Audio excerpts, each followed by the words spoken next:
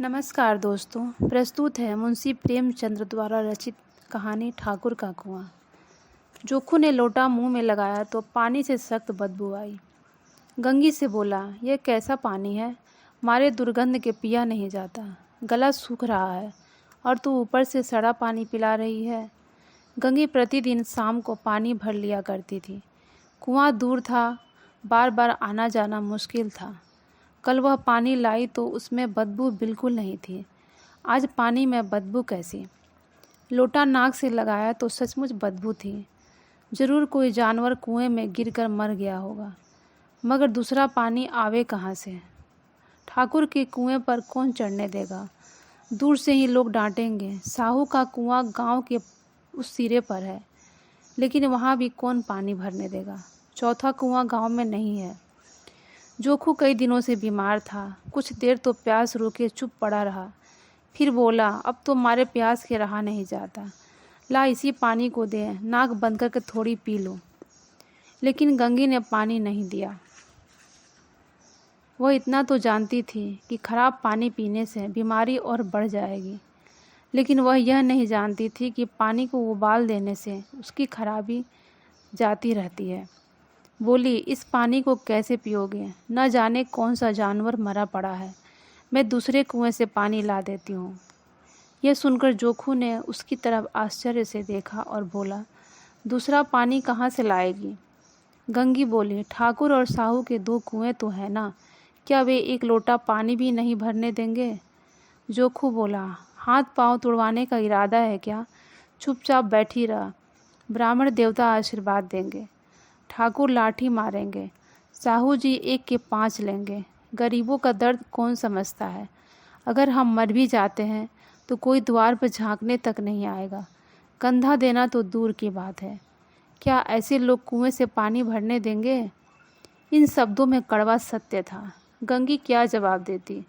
फिर भी उसने वह बदबूदार पानी पीने नहीं दिया। रात का समय था, सारे मजदूर थके मांदे सो चुके थे। ठाकुर के दरवाजे पर 10-5 बेफिक्रे जमा थे। मैदानी बहादुरी का ना तो अब जमाना रहा है, न मौका। कानूनी बहादुरी की बातें हो रही थी।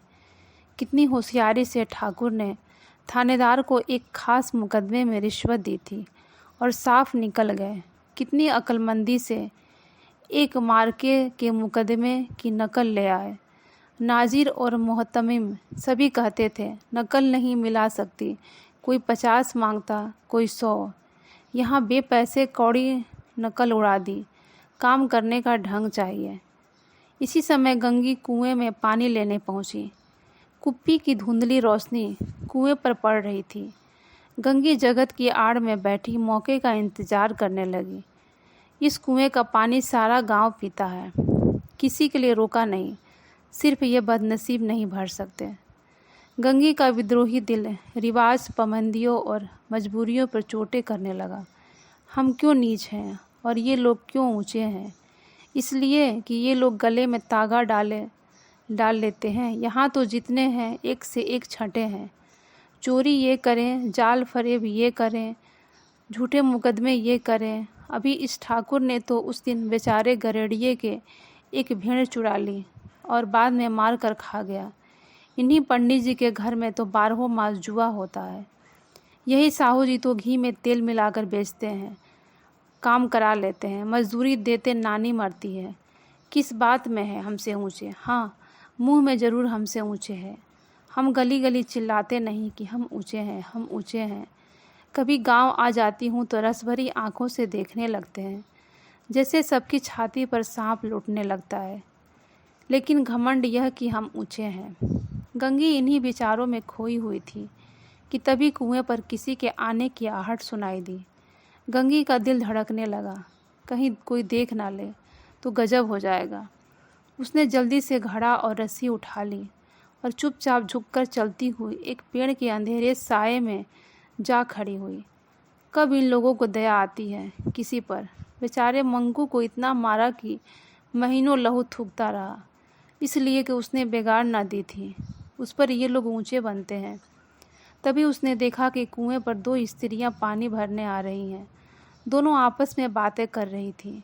पहली, खाना खाने चले और हुक्म हुआ कि ताज़ा पानी भर लाओ, घड़े के लिए पैसे नहीं हैं। दूसरी, हम लोगों को आराम से बैठे देखकर जैसे मर्दों को जलन होती है। पहली, हाँ यह तो न हुआ कि कलसिया उठाकर जल भर लाए, बस हुक्म चला दिया कि ताज़ा पानी लाओ, जैसे हम लौंडियाँ ही तो हैं। दूसरी, लौंडियाँ नहीं तो और क्या हो तुम, रोटी कपड़ा नहीं पाती, 10-5 रुपये छीन झपट कर ले ही लेती हो, और लौंडिया कैसी होती है। पहली, मत लजाओ दीदी, छिन भर आराम करने को जी तरस जाता है। इतना काम किसी दूसरे के घर में देती तो इससे कहीं आराम से रहती। ऊपर से वह एहसान मानता, यहाँ काम करते जाओ, लेकिन किसी का मुँह ही सीधा नहीं होता। जब दोनों स्त्रियां पानी भरकर चली गईं तो गंगी वृक्ष की छाया से निकली और कुएं की जगत के पास आई। बेफिक्रे चले गए थे। ठाकुर भी दरवाज़ा बंद कर आंगन में सोने जा रहे थे। गंगी ने क्षणिक सुख की सांस ली। किसी तरह मैदान तो साफ हुआ। अमृत चुरा लाने के लिए जो राजकुमार किसी ज़माने में गया था, वह भी शायद इतनी सावधानी के साथ समझ बूझकर न गया होगा। गंगी दबी पांव कुएं की जगत पर चढ़ी। विजय का ऐसा अनुभव उसे पहले कभी नहीं हुआ था। फिर उसने रस्सी का फंदा घड़े में डाला, दाएं बाएं चौकन्नी दृष्टि से देखा, जैसे कोई सिपाही रात को शत्रु के किले में सुराग कर रहा हो। अगर इस समय वह पकड़ ली गई तो फिर उसके लिए माफ़ी या रियायत की रत्ती भर उम्मीद नहीं थी। अंत में भगवान का नाम लेकर उसने अपने दिल को मजबूत किया और घड़ा कुएं में इस प्रकार डाला कि जरा भी आवाज़ न हुई। गंगी ने 2-4 हाथ जल्दी मारे और घड़ा कुएं की मुंडेर तक खींच लाई। कोई बड़ा पहलवान भी इतनी तेज़ी से उसे न खींच सकता था। मगर जैसे ही गंगी ने झुककर घड़े की जगत पर रखने के लिए हाथ से पकड़ना चाहा, तभी ठाकुर साहब का दरवाज़ा खुला और गंगी के हाथ से रस्सी छूट गई। रस्सी के साथ ही घड़ा भी धड़ाम से पानी में गिरा। ठाकुर कौन है पुकारते हुए कुएं की तरफ आ रहे थे और गंगी जगत से कूदकर भागी जा रही थी। घर पहुंचकर उसने देखा कि जोखू लोटा मुंह में लगाए वही मैला गंदा पानी पी रहा है। तो दोस्तों, कैसी लगी आपको ये कहानी? अगर आपको कहानी अच्छी लगी तो हमारे इस चैनल को लाइक, शेयर एंड सब्सक्राइब करना ना भूलें। धन्यवाद।